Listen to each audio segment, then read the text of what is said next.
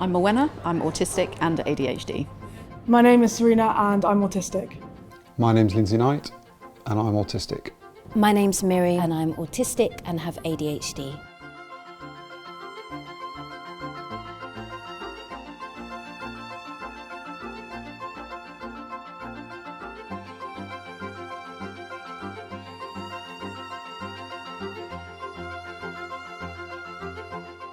My long career is 25 years of writing and editing, but in the last 8-10 years I've moved into training and coaching, and that's pretty much what I focus on now.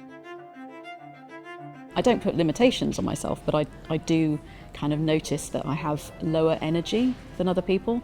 I quite often use the analogy of a thimble and a bucket. So a neurotypical person would have a bucket of energy and I have a thimble. So I have to spend that energy really wisely. But the flip side of that, there are days when I've got so much energy and so much drive that I can do a week's worth of work in one day, and I can achieve far more than anybody else would. I think I bring what all neurodivergent people bring. Statistically we're shown to have greater degrees of creativity and innovation. I think that's partly circumstantial because if the world isn't built for you, you redesign it.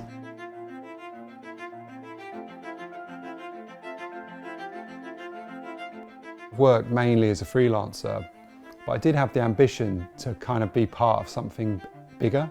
And I had some success early on in my career thinking a little bit differently. And I was part of a small team that won a BAFTA. And that opened the door to kind of a break of sorts, which was to work for a large international aid organisation. They gave me the job because of my ability to think in a different way, but I was completely unable to adapt to the working environment they had there. They had this huge open plan office with hot desking. I wasn't diagnosed then. It never kind of crossed my mind to ask for reasonable adjustments or anything like that. Instead, I felt like I had no choice really but make my excuses and resign.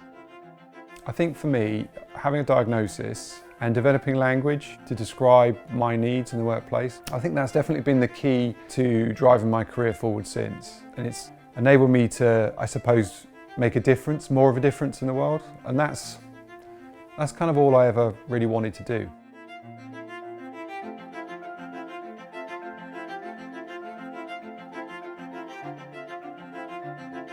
I've been working in the criminal justice sector for just over 2.5 years now. I work primarily with offenders, trying to help them navigate their way through the criminal justice system. I've had really good managers in my workplace who've let me have things like wear different uniform.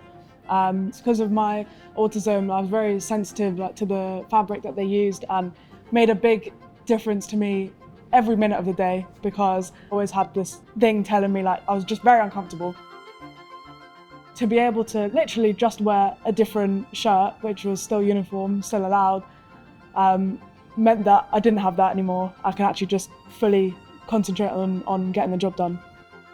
My advice for autistic people seeking employment, try and see if you can identify what things are not negotiable for you. That's where the reasonable adjustments come in, with the things that aren't quite right.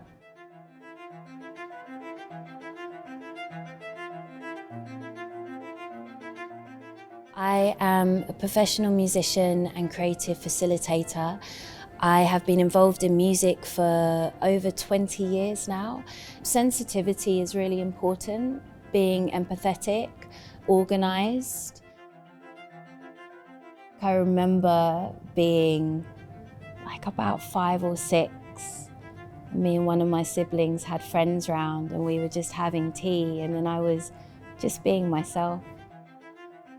One of my siblings' friends was like, "Your sister's weird." And I always remember that. At the time, I remember thinking, oh, don't know how to take that, but now I think that's beautiful. Let's be weird. Some advice I'd give to my younger self is to embrace your differences. Don't be afraid to be you.